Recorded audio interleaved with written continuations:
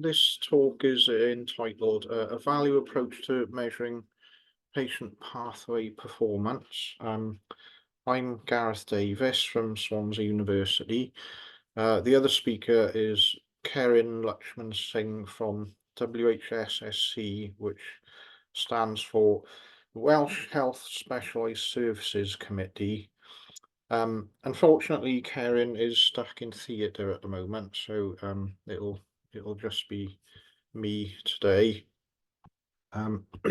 Just to say, the WHSSC is a body set up to measure equity of access, and it's part of NHS Wales, and they are based in Forest Industrial Estate.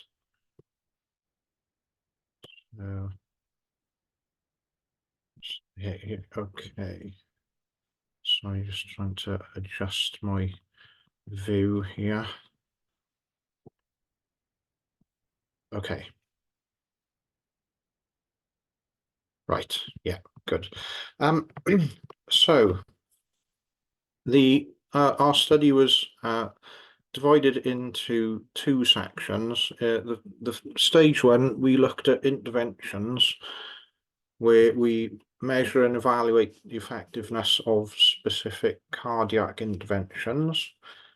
And stage two of the project is to look at access rates, where we measure variation in access rates between areas for treatment of conditions. And we looked at patients in Wales. So we used the SAIL data bank, which I'm sure you're all familiar with as you're attendees of the SAIL webinar. So the interventions we looked at were, I'll name the acronyms: PCI, TAVI, EP ablations of standard and complex type, electrophysiology study, EPS, cardiac devices, so namely pacemakers and defibrillators, and cardiac surgery in the form of CABG, as they call them, which is a coronary artery bypass graft, and valve replacements. Just to mention the PCIs, that's percutaneous coronary intervention, stents, in other words. And the TAVI is a type of minimally invasive valve within valve replacement. So those were the interventions we looked at. For the analysis of the interventions, we separated a before and after period of the intervention, and in the 6 months surrounding the actual intervention, we applied a washout period so we could get good separation between the before and the after. And we identified the interventions in the GP, outpatients, PEDU, namely hospital and data, and the accident and emergency data. And we stratified by demographics, comorbidities, and deprivation using the WIMD, the Welsh Index of Multiple Deprivation. And for the comorbidity, we used Charlson. We further separated the interventions analysis into elective and emergency types of events. So elective, in other words, proactive, and emergency, in other words, reactive. The way we identified the electives were GP visits, outpatients and elective bed days. The emergency were emergency bed days and A&E attendance. And that it wasn't always possible to identify the type, but where we could, we identified those. We also found there were quite a lot of events of zero events under the certain categories. To identify the factors associated with the high and the zero costs, we used univariate and multivariate logistic regression. And to calculate the costs, we applied these cost multipliers. So as you can see, the hospital beds days were the most expensive, and outpatients and A&E attendants were also moderately expensive, and the least expensive were the GP visits. For the results for the interventions, this slide shows the overall numbers across the top. That's the size of the cohort for each intervention type. As you can see, PCI were the most numerous, followed by the bypasses, the cabbages. Mainly males, apart from the ablations were more equally distributed between males and females, but for the other interventions, there were more males.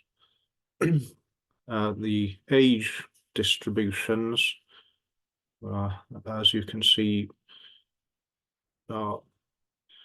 the valves have a slightly different distribution to the rest. Deprivation was broadly equally spread, with the exception of the ablations again, where the least deprived were more prominent. And I'll just move on to the next slide. So where I mentioned there were a high number of zero cost patients, this shows that in more detail. So the box across the top, this highlights the issue regarding zero cost patients. So there are a large number of patients who have zero cost in the reference period we were looking at. So, for example, PCI, the top right-hand box there, shows that the patients who appear with no health service interaction prior to the intervention and then leave also with no interaction. So they landed outside the reference periods we were looking at.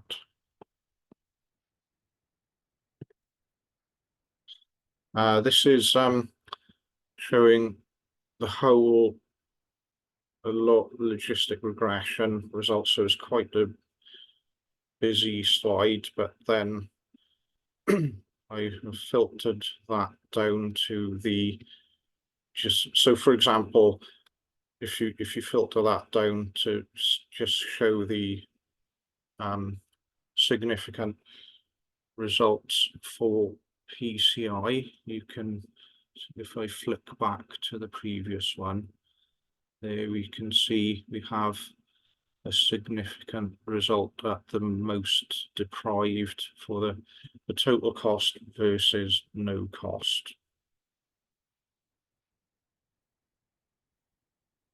So mainly PCI had the significant results due to the larger numbers. In conclusion, for the interventions, so in early investment and pathway could potentially reduce later costs. But by examining the whole pathway, we can understand where to target resources, and we allowed the data to lead us, because following the data can help reduce preconceived biases. And deprivation is a key driver in cost variation. Those are the main conclusions we drew. And in the first part of the project, the interventions, has now been published, and this is the link to that publication, which got accepted last week, beginning of last week. And just to another note on the interventions work, we had to do a lot of validation on one condition. So we started with PCI, as it was the largest cohort to develop the method, and we and it's a novel approach. So that was the interventions. And then stage 2, we have just have preliminary results so far. This is the access rates. So this slide is showing an analysis of spend on coronary heart disease by GP practice. The costs are divided by the number of patients registered, and each point shows proactive and average reactive cost per year. So it's showing the ratio between proactive and reactive events. This is at practice level, and what we were looking for here was I've added a dotted red line, which was the slope we were hoping to see, where the more proactive spend, the more you spend on proactive, the less you spend on reactive.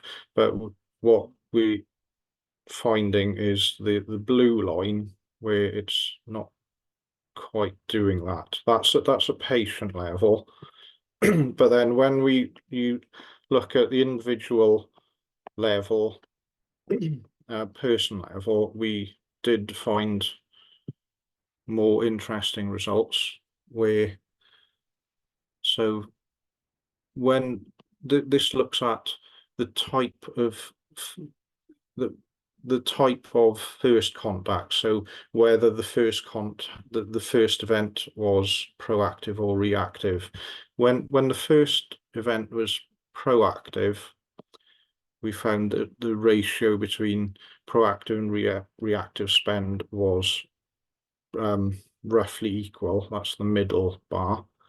When the first event was reactive, we found a 32-to-1 ratio with spend on reactive. So that's quite a big difference there. And for all events, the ratio is 6.3-to-1. So that shows the power of the sale linkage, where you're able to link at a anonymized person level. So that was encouraging initial results.